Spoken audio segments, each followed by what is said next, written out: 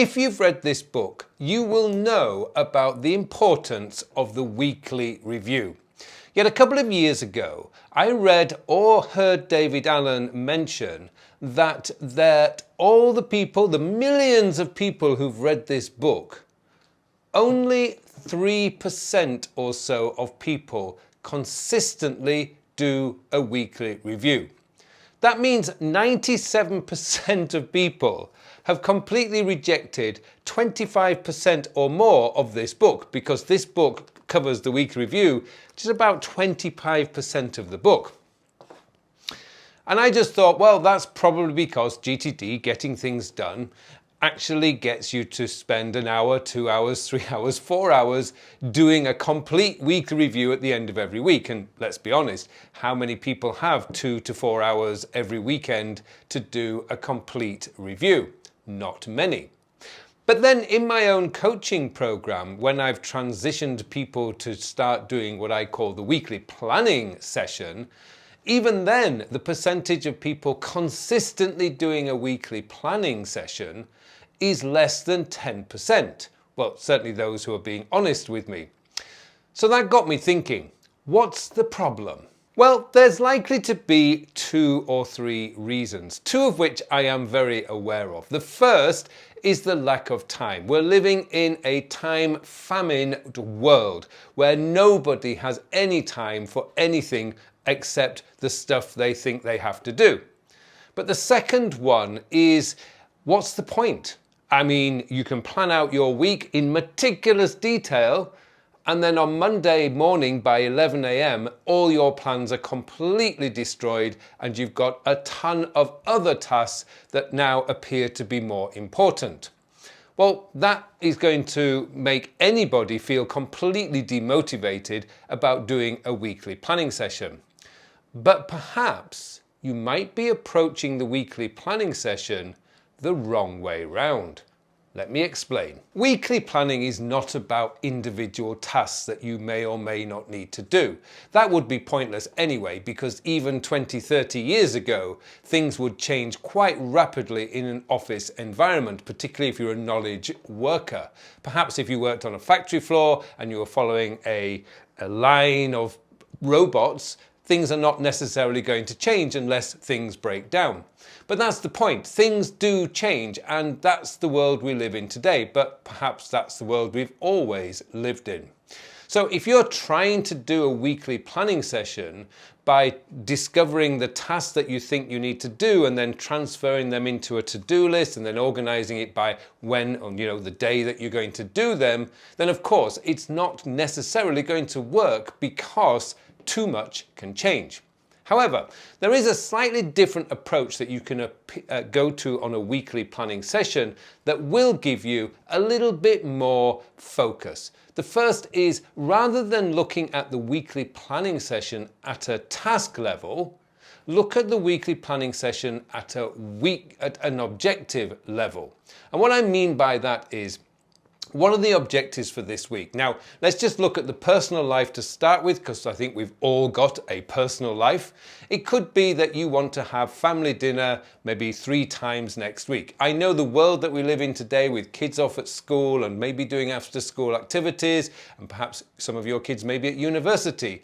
It's not necessarily possible to actually sit down and have a family meal every evening, although I know some of you can. Maybe if you're into exercise, you can decide at a weekly level how many exercise sessions you're going to do next week based on your calendar. Now, it could be that you're away on a business trip for 2 days and you decide, well, I'm not going to exercise on those 2 days because I'm on a business trip and then it's dinners in the evening and then really I do need to get to sleep. It's about being realistic about what you can and cannot do. When it comes to your work life, it's like looking at, okay, these are the projects, these are the issues that I've got to deal with in the next 7 days. Which ones are going to be the priority? And so you're highlighting the projects or the issues that need to be dealt with at a prioritized level. So you maybe say, I'm going to look at these 3 things, these 3 big things next week, or I'm going to make a serious impact on that particular project next week. That's an objective. It's not looking at how many tasks on that project you're going to do. That's for a different time. And that time is the daily planning process. Now, I've mentioned about the daily planning sequence before, and really it's very simple. First, you look at your calendar to see where your appointments are and commitments for the day, and then you pick out the tasks that you feel you can do in the time that you have available. After that, you prioritize that list. What are your 2 must-dos? What are your should-dos? And what are your could-dos? And you can use ABC, or you can use the flagging system, for example, in Todoist, to actually denote the different type of task. Now, when you do this on a daily basis, what you're doing essentially is taking into account the changes that are going on in the week, which are obviously going to happen. You know, my wife, for example, on Monday said we need to go to the bank to get some certificates on Friday. And then I got a text message just a couple of hours ago saying, can we go this afternoon?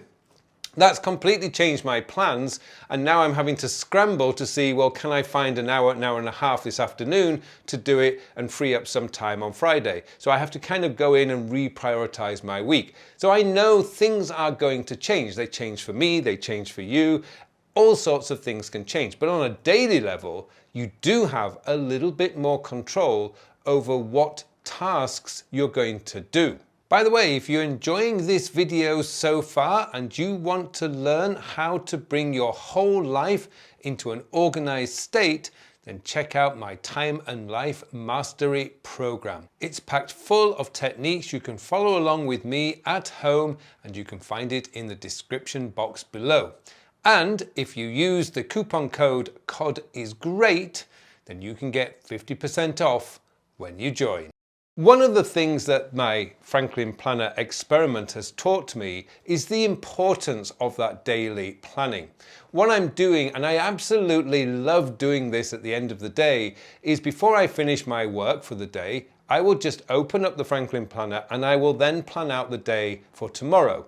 I follow that daily planning sequence. I look at my appointments on my digital calendar for tomorrow, and then what I do is I say, right, that's going to give me 4 or 5 hours of blank space, so to speak, and what can I do in that time? Now, I know if I've got 4 to 5 hours, realistically, I probably have about 2.5 because of the distractions and other unknowns that will inevitably happen. So what can I realistically do in 2 to 2.5 hours? That's what I'm writing down in the daily task list. It's realistic, and it means that I am probably completing round about 80–85% of the tasks every single day. Some days I do 100, some days I'm probably doing about 65–70. But it doesn't really matter because it's written down. I can see what I haven't done, and if necessary, I can transfer it to the next day when I do that daily planning sequence. I love that time. I'm not looking at digital technology. I'm not looking at screens. Occasionally I need to refer to my phone just in case I might have missed something. But mainly I already know what the important things are for tomorrow, and I'm just going to write them down in the planner in my daily task list. That's where the task level part comes in. So where does the objective part? Why bother with the objective part for the week? Well, think of the weekly planning session as where you can suddenly just put a stop to everything coming in. You're not looking at email. You might be looking at your task manager's inbox, but email and messages, you can ignore them for the 20, 30, 40 minutes it takes to do a weekly planning session. What you want to be doing is, okay, what have I not done this week? That's the first thing I would look at. Is it because they no longer need to be done, in which case you can delete them? Or is it because they've been delayed and now I just need to push it into my next week folder or my this month folder if I don't know exactly when I'm going to do it? Then I'm going to look at my master project list. That's going to tell me what projects are coming up. And then that will give you an indication of, okay, I need to spend 3 or 4 hours on that particular project next week because the deadline's coming up in the next 2 to 3 weeks. Great. That can then go into your task manager, work on project, whatever it is, and put a link to the project note. Now you know you're on top of your projects. You're going to relax because you can see that the other projects are not going to be important for the next 7 days. And remember, a weekly planning session is only about the next 7 days. It's not about the next month, year, 10 years, or whatever. You're just looking, what am I going to focus on in the next 7 days? Now, you're doing this with your personal life as well. Are there any personal issues that need to be dealt with? As I mentioned, I have to go to the bank at some point this week. That was on my weekly planning sheet when I was working through my planning matrix, but I didn't know at that point when we were going to go. It was going to be Wednesday or Friday. My wife changed it and said, okay, we're going on Friday. That's fine. I can now adjust my calendar. So things are going to be changing, but all I'm doing on the weekly planning matrix that I've covered many times on this channel is I just say, okay, we need to go to the bank. That's in there. Is there anything else I need to? Like my dog might be going for have a grooming appointment. I put that on there because I need to be aware of it. Also with the radar, which is one of my brilliant pieces, it's things that I don't necessarily need to do anything about in the next 7 days, but I do need to be aware of. For instance, my mother is coming over here to Korea at the end of this month, so she'll be here in about 2 to 3 weeks' time. So I'm already beginning to think, is there anything I need her to buy for me? Some things I can't buy in Korea, like Yorkshire tea. And I can then just send that over and say, can you bring me a box of Yorkshire tea? Or Bird's custard powder. Now, for those in the UK, you'll know all about Bird's custard powder. Cannot buy custard powder in Korea. Cannot really buy custard in Korea. But I do love my custard on a Saturday night. So that's another one that I've put on the list of things to ask my mother to bring with her so that I can restock my custard powder. But that's for radar, because I don't need to do anything really with it this week, but next time I'm talking with her, I can just have a quick look at the list and say, oh yeah, can you buy me blah? So these are the things that you're doing in a weekly planning session. It's objectives. It's the heads up display, if you like, about what's coming at you and where you want to be putting your attention. But the task level, at a task level, that's where you want to be focused on the day, not the week. Because as I say, too many things are going to change. But focus on the daily planning, and that's when you can take into account what's happened in the last 24 hours, what priorities have changed, and then you can create a realistic list based on those changes. Now, I hope you found this video useful, and if you want to learn more about the weekly planning session, then this video up here, this one, is the one to watch next.